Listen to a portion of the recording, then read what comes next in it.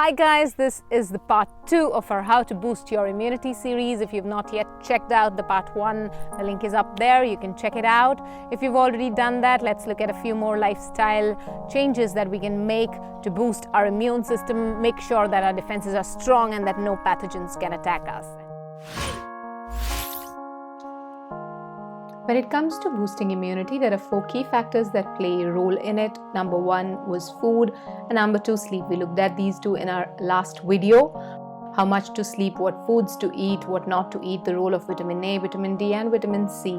Today we'll be looking at the remaining 2, which is yoga asanas and pranayamas, and along with that, how meditation practice impacts immunity. Now, the third thing that's really important when it comes to your immunity is yoga or exercise and pranayamas. So, your body, your immune system has a very important component, which is the lymphatic system.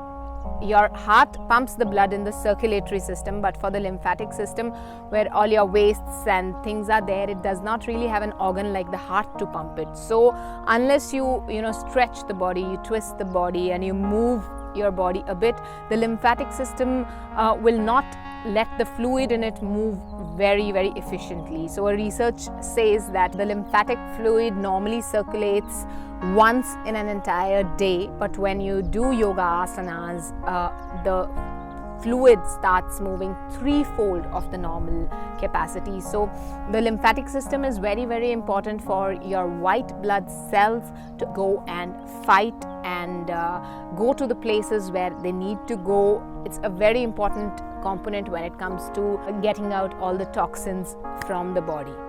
Research also says that yoga brings about a fresh supply of blood to all the internal organs, because when you do yoga asanas, you stay in those postures for a long time. When we do exercises, usually we do repetitions and it works on the muscles more than it works on the internal organs. But when we hold particular asanas, we stretch and we stay in the postures for some period of time, and that has a huge impact on our immunity because the internal organs get a lot of fresh supply of blood. So make sure you get in your exercise, make sure you do some yoga asanas. We have a lot of yoga videos and we also do monthly yoga calendars. So if you want to sign up for that, the link is below. So make sure there is some amount of yoga or exercise in your everyday routine for your body to feel good and be at its best. So your army is going to be really strong when you do that.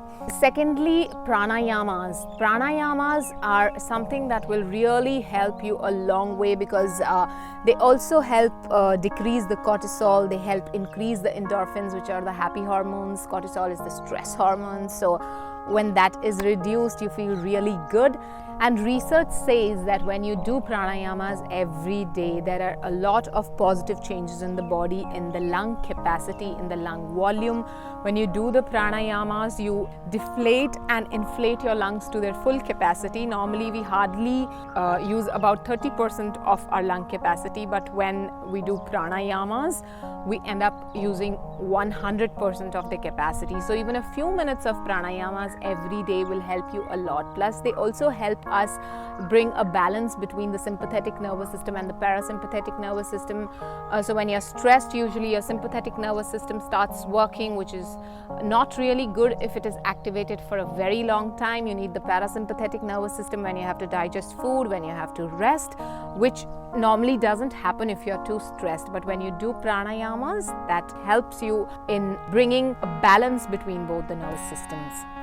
Last but not the least, we come to meditation. A meditation practice should be a part of everyone's daily routine. A meditation practice makes sure that there is no inflammation in the body. It reduces the inflammation. It also helps with a lot of other things with aging. So there is this particular enzyme called telomerase where meditation brings up the activity of that enzyme, the telomerase activity. When it is absent, your telomeres, they become shorter, which usually happens with age. So even if your immune system would normally go down with age, when you meditate, you make sure that it is top notch. Research says that if you meditate continuously, you can even change your DNA. It is that powerful. So make sure you get some meditation, because it will help bring down the stress a lot. It will also help bring up all the happy hormones. So if there's any disease, anything, your healing will become faster, and once the healing is done,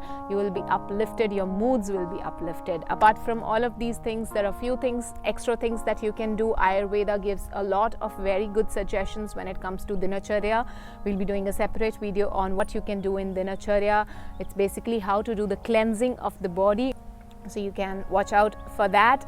So make sure you eat well, make sure you sleep well, make sure you sleep on time, make sure you make a little bit of time for yoga, for pranayamas and meditation, and that will ensure that the army that fights for you stays strong, stays healthy, and there's plenty of them to help you fight all the organisms that are out there. So if you like this video, please do click a thumbs up on this, and do subscribe to our channel if you haven't done that yet. Thank you for giving us your time. Thank you for giving us your energy.